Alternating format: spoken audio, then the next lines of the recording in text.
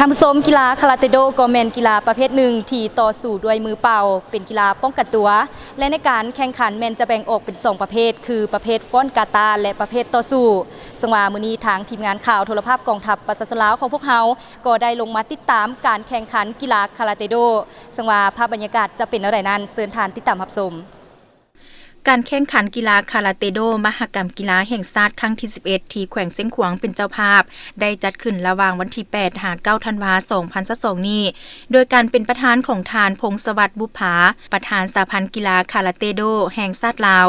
มีพลกิตวาคำมวลเลืองวรรลาห้องหัวหน้าห้องว่าการกระทรวงป้องกันประเทศหัวหน้าคณะรับผิดชอบเวียกงานระดมทุนสุขยูนักกีฬากระทรวงป้องกันประเทศท่านบุญเลือนวรรณหักหัวหน้าแผนกศึกษาธิการและกีฬาฐานแสงพรพลอามาตย์หัวหน้ากลุ่มกีฬาระดับสูงหัวหน้ากรรมการเทคนิคจัดการแข่งขันกระทรวงศึกษาธิการและกีฬาคณะกรรมการครูฝึกนักกีฬาและแขกผู้สมเข้าร่วมโอกาสนี้ทานพงศวัฒน์บุภาประธานสหพันธ์นักกีฬาคาราเตโดก็ได้กล่าวยินดีต้อนรับขบวนนักกีฬาทุกภาคส่วนที่เดินทางมาเข้าร่วมการแข่งขันในงานแข่งขันมหกรรมกีฬาแห่งชาติครั้งที่11ที่แขวงเส้นขวางเป็นเจ้าภาพหลังจากนั้นก็ได้กล่าวเปิดการแข่งขันกีฬาคาราเตโดขึ้นอย่างเป็นทางการสำหรับการแข่งขันกีฬาคาราเตโดครั้งนี้ประกอบมี9ภาคส่วนเข้าร่วมแข่งขันคือกระทรวงป้องกันประเทศแขวงสิงห์ขวางนครหลวงเวียงจันทน์สารวันหลวงพระบางสวรรณเขตคำมวลเวียงจันทน์และเซกอง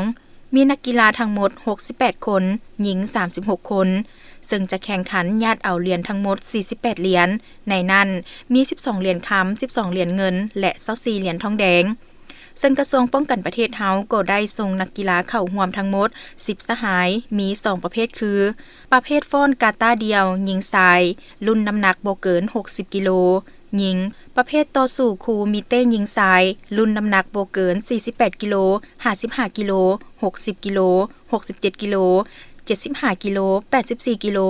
รุ่นบวก60และรุ่นบวก84กิโล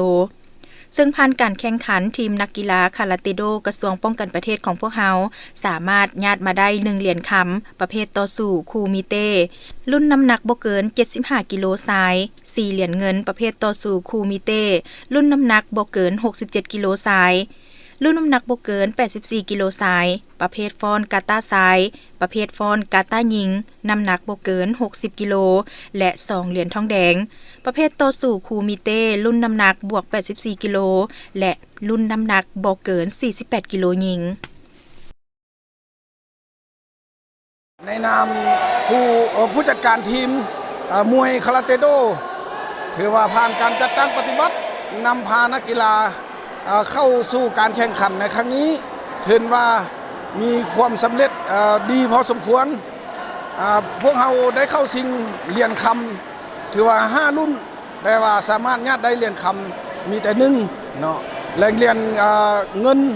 4และเหรียญทองแดง2เห็นว่านักกีฬาพวกเราเข้าแข่งขันในงานมหกรรมกีฬาครั้งที่11ในครั้งนี้ที่เจ้าภาพแข่งเสียงขวางพวกเราเห็นว่ามีเป็นหน้าที่พอใจใน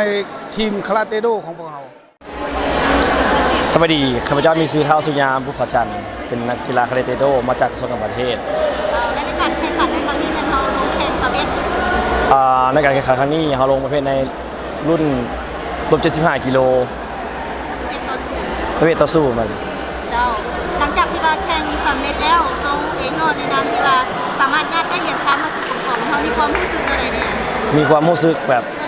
ภาคภูมิใจและก็ตื่นตันใจที่แบบเฮ็ดแบบญาติได้เหรียญคำมาสู่กลุ่มของเขา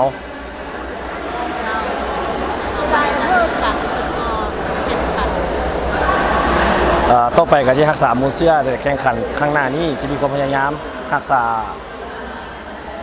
เหรียญคำของกระทรวงของเขานี่ต่อไป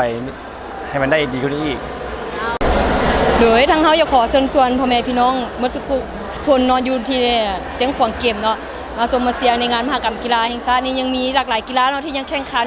โดยเฉพาะเป็นทีมนักกีฬากองทัพของเฮาเด้อยังล้าเหรียญคำอยู่เด้อมาชมมาเชียร์ให้กำลังใจพวกเฮาได้ขอบใจสวัสดีข้าพเจ้าโชคทวีเกมบุตรราชเป็นนักกีฬาคาราเตโดเนาะลงแข่งประเภทคูมิเต้ในรุ่นลบ67สาย เราผ่านการแข่งขันนี้เขาจะนำเอาบทเรียนในครั้งนี้ไปปรับปรุงแก้ไขนั่นเอง ในการแข่งขันครั้งนี้เนาะยังบ่สามารถยัดเอาเหรียญคำได้ แต่ก็ยังได้เหรียญเงินแล้วก็จะพยายามเอาบทเรียนในการแข่งขันในครั้งนี้นะไปปรับปรุงในการแข่งขันในครั้งหน้า เพื่อจะยัดสิ่งเหลี่ยมใจเอาเหรียญคำมาสู่กรมกองและก็สู่กระทรวงป้องกันประเทศของพวกเราให้ได้ เจ้าเข้าใจ เฮาชื่อสุริไซสิทธิเดชเนาะเป็นนักกีฬาคาราเต้โดลงแข่งประเภทฟ้อนลำเดียวซ้ายของกระทรวงป้องกันประเทศ ในการแข่งขันในครั้งนี้มีความรู้สึกอะไรเนี่ย ก็รู้สึกว่าตื่นเต้นแล้วก็ ดีใจเนาะที่ว่าตัวเองก็สามารถญาติได้เหรียญหนึงในประเภทนี้เนาะที่ว่าคู่ต่อสู้จะหลากหลายคู่ต่อสู้ก็หลากหลาย มีคนเก่งหลายเนาะจากทุกแข่ง เจ้า แต่ว่าเขาก็สามารถญาติได้1เหรียญเงินเนาะ เจ้า ความรู้สึกดีใจหลาย เจ้าในการแข่งขันในครั้งนี้เราจะนำเอาบทเรียนไปปรับปรุงอะไรเนี่ย จะนำเอา